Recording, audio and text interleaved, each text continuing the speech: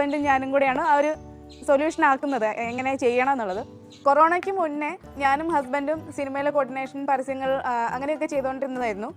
അപ്പോൾ കൊറോണ വന്നതും അതിൻ്റെ ലോക്ക്ഡൗണും ആ ലോക്ക്ഡൗൺ നീണ്ടുപോയതും ഒക്കെ ഞങ്ങളുടെ ലൈഫിനെ വല്ലാണ്ട് ബാധിച്ചിട്ടുണ്ടായിരുന്നു. കാരണം ഞങ്ങൾ വാടകയ്ക്കാണ് താമസിക്കുന്നത്. വരുമാനമൊന്നും ഇല്ലാതെ ഒരു ഫാമിലി വാടക വീട്ടിൽ നിന്ന് അതിജീവിക്കുക എന്ന് പറയുന്നത് വലിയൊരു ടാസ്ക്കാണ്. അപ്പോൾ 3 മാസം, ആദ്യത്തെ ലോക്ക്ഡൗൺ 3 മാസം നീണ്ടപ്പോൾ എങ്ങനെയൊക്കെ അഡ്ജസ്റ്റ് ചെയ്തു. അത് കഴിഞ്ഞ് വീണ്ടും പ്രതിസന്ധിയിലായപ്പോഴാണ് ഞങ്ങൾ മറ്റൊരു വരുമാന മാർഗ്ഗം വീട്ടിലിരുന്ന് ചെയ്യാൻ എന്താണ് എന്നുള്ളത് ഇങ്ങനെ ആലോചിച്ചത്. ആദ്യമായി ഒരു ഹാൻഡ് എംബ്രോയ്ഡറി പോർട്രേറ്റ് ചെയ്തു.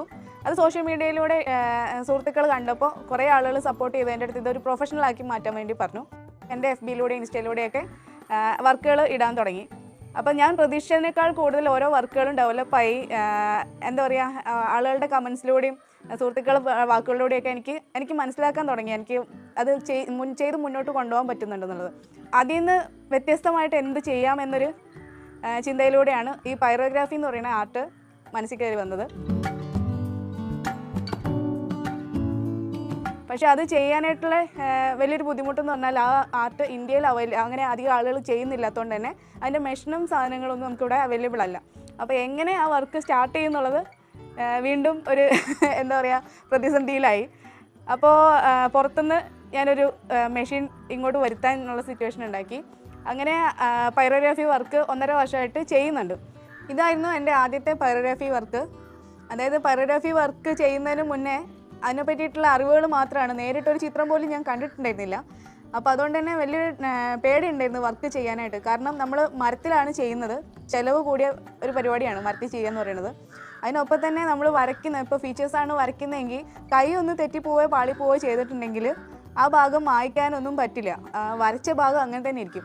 അപ്പോൾ ശരിക്കും നല്ല ടെൻഷൻ ഉണ്ടായിരുന്നു, എങ്ങനെ ഈ വർക്ക് ചെയ്ത് ഫലിപ്പിക്കാൻ പറ്റുമെന്നൊക്കെ. അപ്പോൾ അതുകൊണ്ട് തന്നെ ആദ്യത്തെ വർക്ക് ഞാൻ എൻ്റെ സുഹൃത്തുക്കളിലൂടെയാണ് ചെയ്തിരുന്നത്.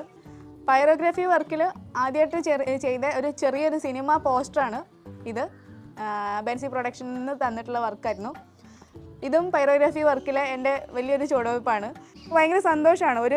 ഒരു സാധാരണക്കാരിയായിട്ടുള്ള ഒരു സ്ത്രീ കൊറോണ വന്നതിലൂടെ അവരുടെ ഉള്ളിലുള്ള കഴിവുകൾ പുറത്തെടുക്കാൻ പറ്റിയ എന്നുള്ളത് എന്നെപ്പോലെ ഒരുപാട് ആളുകൾക്ക് അങ്ങനെ ഒരു ചേഞ്ച് സംഭവിച്ചിട്ടുണ്ട്. എനിക്കും ശരിക്കും പറഞ്ഞാൽ കൊറോണ കാലം വന്നില്ലായിരുന്നെങ്കിൽ ഞാൻ ഒരു രീതിയിലും എൻ്റെ ക്രാഫ്റ്റുകൾ പുറത്തെടുക്കാതെ ഒരു സാധാരണ ഒരാൾ എങ്ങനെ ജീവിക്കുന്നു അതേപോലെ പോയേനെ. അതിൽ നിന്ന് വലിയൊരു മാറ്റം കൊണ്ടുവരാൻ പറ്റി, ഒരു ഐഡൻറ്റിറ്റി ഉണ്ടാക്കാൻ പറ്റി എന്നുള്ളത് വലിയൊരു